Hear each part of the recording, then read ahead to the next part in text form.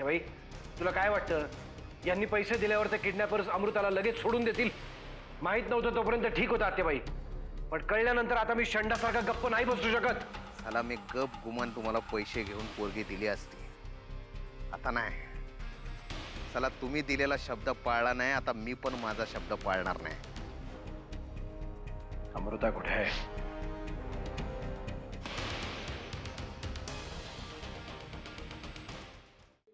आम्ही जे ठरवलं होतं त्यातलं काहीच घडलं नाही दादा. आमचा सगळा प्लॅन फसला.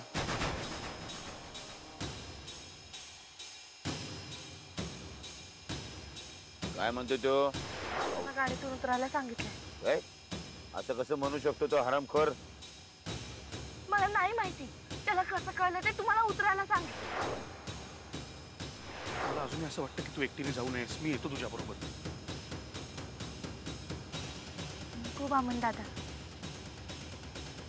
त्यांनी सांगितलंय एकटीने ये म्हणून. उगीच नसता धोका नको पत्करायला आपण.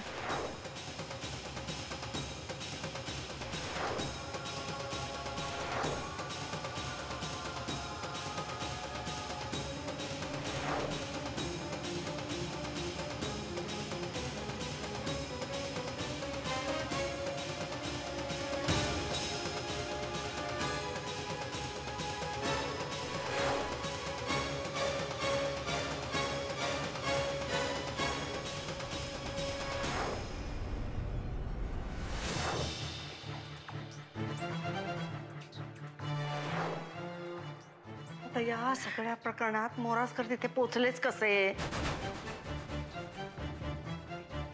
पोलिसांना काही सांगायचं नाही असं आपलं ठरलं होतं ना.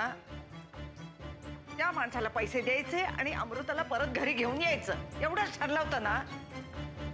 मग हा शहाणपणा कोणी सांगितला होता तुला? बोल ना काहीतरी.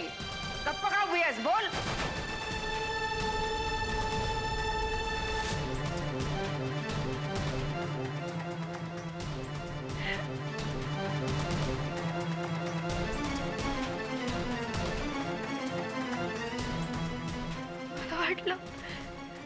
मला वाटलं मोराजकर साहेब बरोबर असेल तर. या सगळ्याच्या पाठीमागे खरा कोण आहे ते कळायला मदत होईल. आणि मग सुनीताही सुद्धा. म्हणजे तुझा परशूवर संशय होता म्हणून तू? असं नाही आत्याबाई, माझा संशय खोटा ठरावा अशीच माझी इच्छा होती. अगं तू काय बोलतेस? काय कळतंय का तुला? तुझ्या बिनबुडाच्या संशयासाठी तू माझ्या अमृताचा जीव पणाला लावलास? तसं नाही आत्याबाई, मी फक्त. एक शब्द बोलू नको. शब्द बोलू नको. शब्द बोलू नको.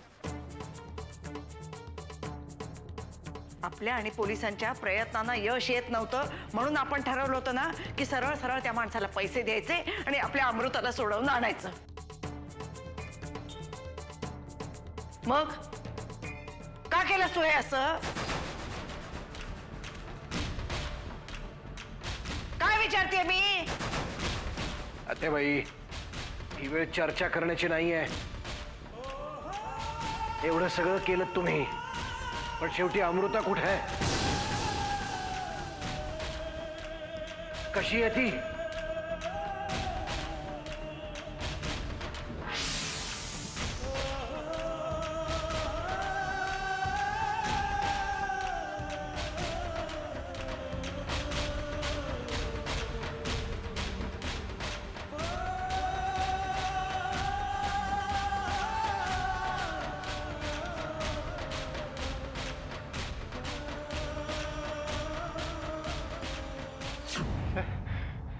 हे सगळं असं होतं.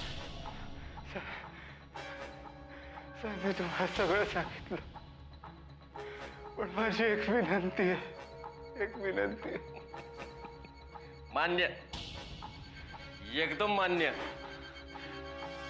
अरे पण साल्या, तू हे सगळं सांगतोय ते खरं कशावर मानायचं मी? हा साहेब, मरणारा माणूस खोटा बोलत नाही साहेब. अरे पण तुला मी मारणार रे हे कोणी सांगितलं तुला? सर, तुम्ही नाही मारलं तरी तरी माझा बॉस मला मारणार, नक्की मला मारणार. अरे तुला मारला तो जिवंत तर राहायला पाहिजे ना. हा येडायस का तू? अरे तू तर आमची प्रॉपर्टी आहे, तुला जपणं आमचं कर्तव्य आहे बाबा. हा पट पट.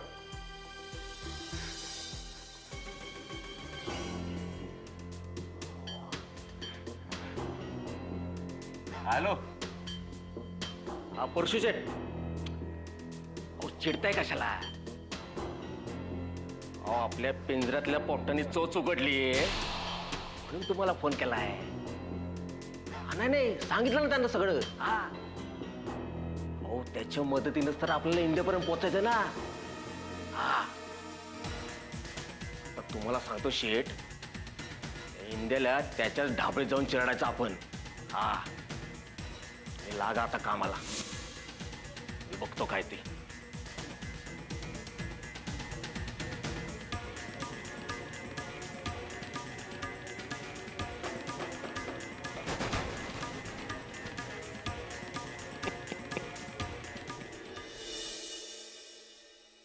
पाटकर साहेब, मला परिस्थितीचं गांभीर्य समजतंय, पण सहनशक्तीचा अंत झालाय आता माझ्या. मला चर्चा नकोय, मला ठोस रिझल्ट हवेत. कमिशनर साहेबांचा फोन. सगळे पोलीस डिपार्टमेंट खवळलंय, त्यांच्या ऑफिसरवर हल्ला झालाय ना म्हणून चिडलेत सगळे. वाकनीस, आत्ताच्या आत्ता हॉस्पिटलला फोन करा आणि मोरासकरांच्या तब्येतीची चौकशी करा. हवं तर थोड्या वेळानंतर आपण जाऊन येऊ तिथे. अरे पण अमृताचं काय? आता बाई, या प्रश्नाचं उत्तर नाही देऊ शकत मी. जगातला अत्यंत नालायक बाप आहे मी. स्वतःच्या मान अपमानाच्या लढाईमध्ये ती बिचारी पोरगी भरडली जाते. तुम्हा सगळ्यांच्या तिरक्या नजरा, तुमच्या शिव्या आणि शाप माझ्यापर्यंत पोहोचवतायत. हे बघ, उगीच मनाला येईल ते बोलू नकोस. मनाला येईल ते नाही आते बाई, खरं तेच बोलतोय. एरवी कुठल्या माणसाने डोळे वर करून पाहिले तर त्याचे डोळे फोडून टाकणारा मी आज शंडासारखा घरात बसलोय.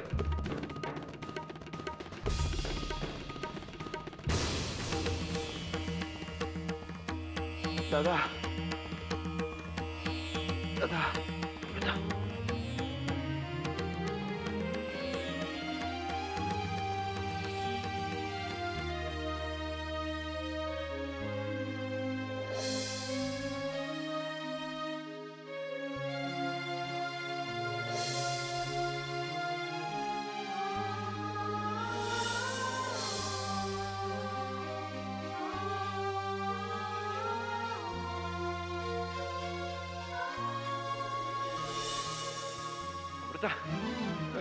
अमृता अमृता अमृता परशू परशू काय झालं परशू? अमृता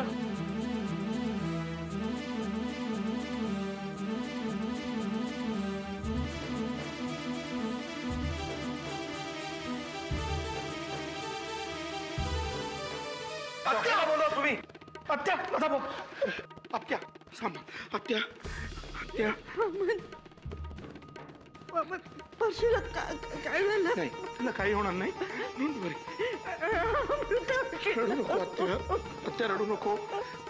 जानकी जानकी तिला घेऊन आतमध्ये जा. काही होणार तुला.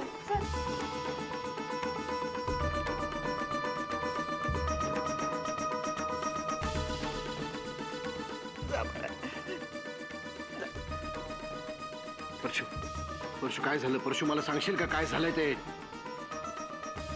अमृताला सोडवून आणली मी. त्या नराधमानं गोळी मारली. परशू, परशू, परशू, परशू,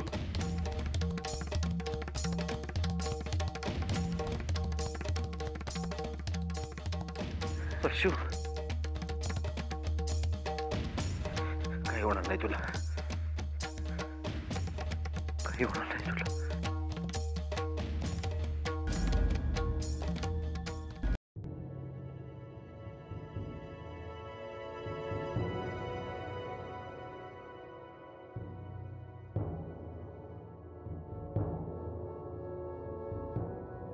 कशी आहे अमृता डॉक्टर?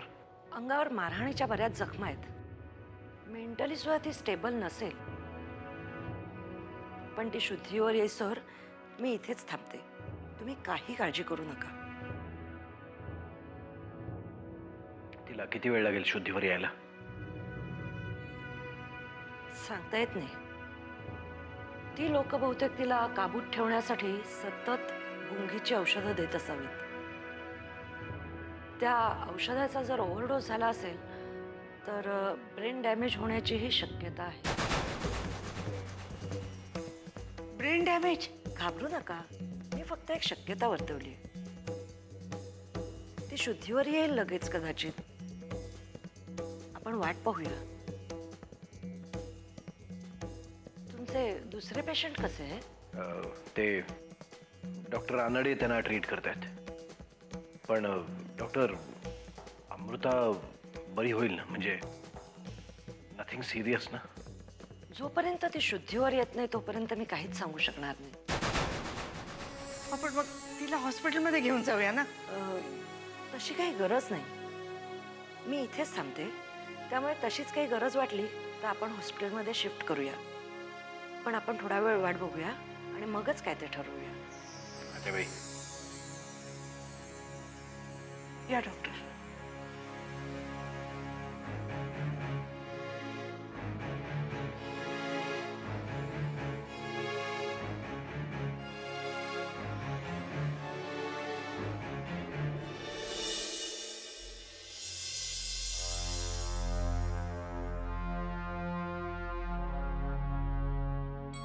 अमृता, आम्हाला माफ कर. तुला सोडवून घेऊन जायला आम्हाला उशीर झाला. आमच्यावर रागवलीस म्हणून असे डोळे बंद करून पडलीस ना?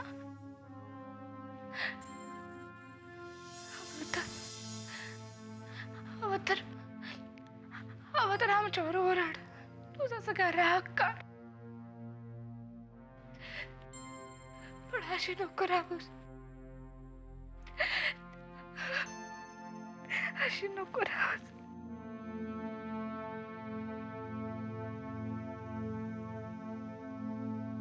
काय झालंय ताई? अमृताताईला डॉक्टर काय बोलत होते ते काहीच कळलं नाहीये मला. आपली अमृताताई कधी उठणार आहे?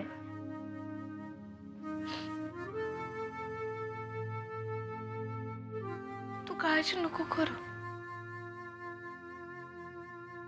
खूप दिवसांनी घरी आली आहे ना म्हणून झोपलीये ती. उठेल थोड्या वेळाने.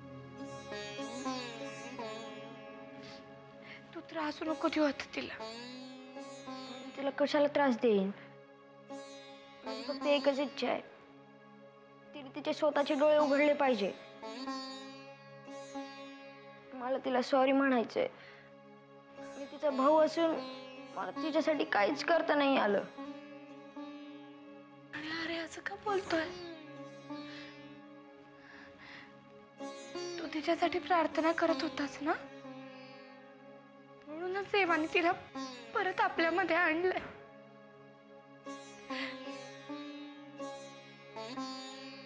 घरी येऊन काय फायदा आहे? ती उठली पाहिजे, माझ्याशी बोलली पाहिजे आणि माझा अभ्यास पण घेतला पाहिजे तिने. घेईल. नक्की घे. पण तिला आता विश्रांतीची गरज आहे की नाही? तिची झोप झाली ना की आपण सगळेजण खूप खूप बोलूया तिच्याशी.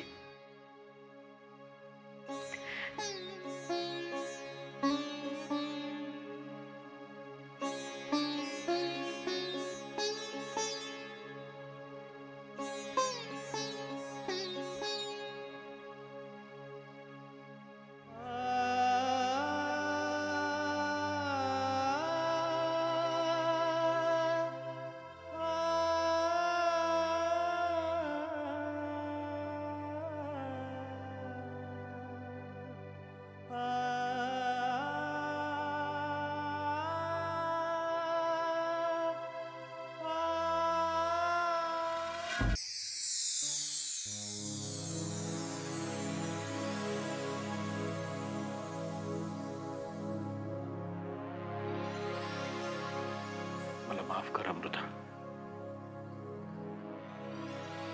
मी अत्यंत नालायक नाकर्ता बाप निघालो. तुझ्या ह्या अवस्थेला मी जबाबदार आहे.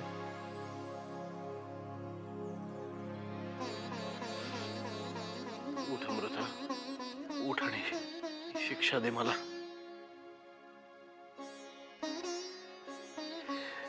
गुन्हेगार आहे मी तुझा, गुन्हेगार आहे मी तुझा.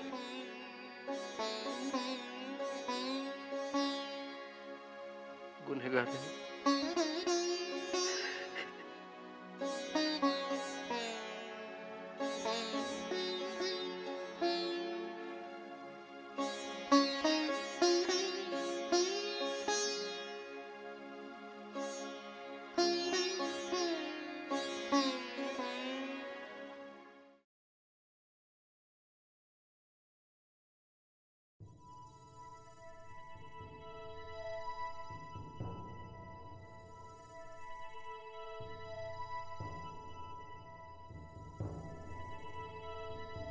कसं आहेस रे बाबा?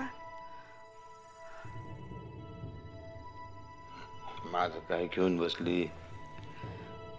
या किल्लेदारांच्या घराण्यासाठी 10 परशु मिळले की नाही तरी बेया. तर मला एक सांगा, त्या आपली अमृता कशी आहे?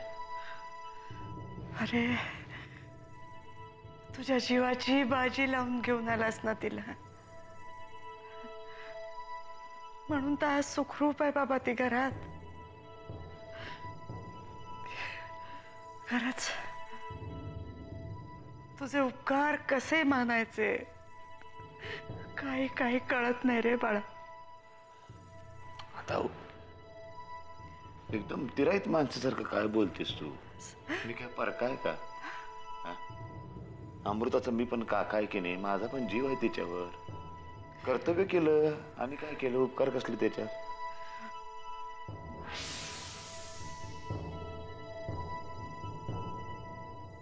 परशु,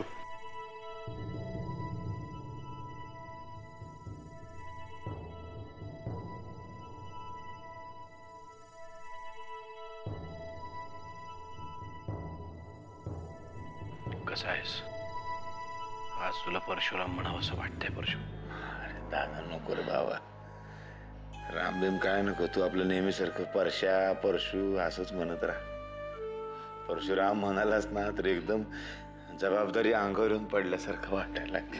मला एक सांगा, अमृता तुम्हाला सापडली कुठे? हा प्रश्न विचारायची ही वेळ आहे का जानकी? दादा, वहिनी बरोबर विचारते. सांगतो वहिनी, समजा सविस्तर सांगतो.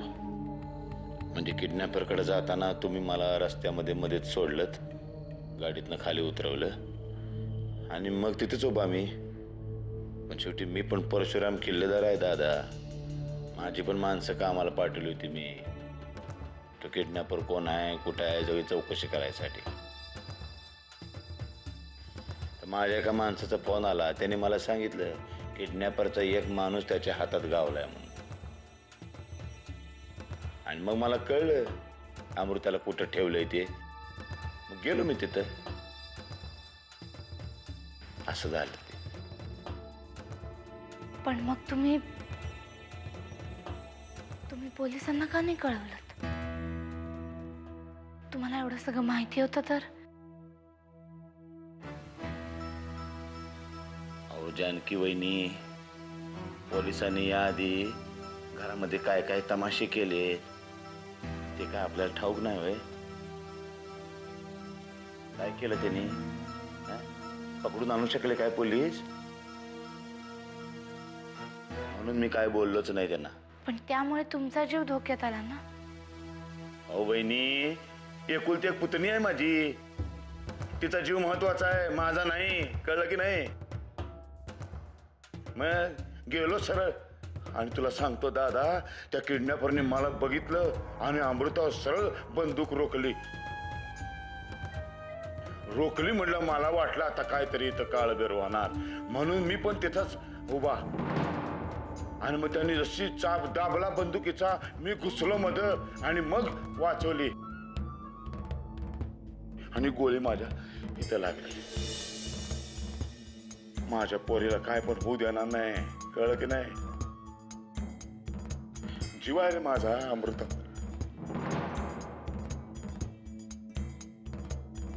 आज जन्मभरासाठी मला विकत घेतलंस तू परशु. इतके दिवस लोकांच्या सांगण्यावरून मी संशय घेत आलो तुझ्यावर. मला माफ कर परशु.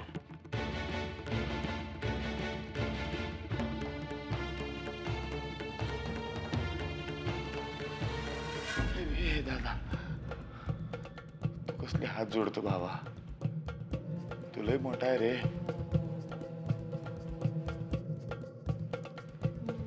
इथपर्यंत आजपर्यंत एवढी पाप केलेत मी. थोडस त्याचं काय म्हणतात त्या पाप क्षालन झालं असं समजतो मी.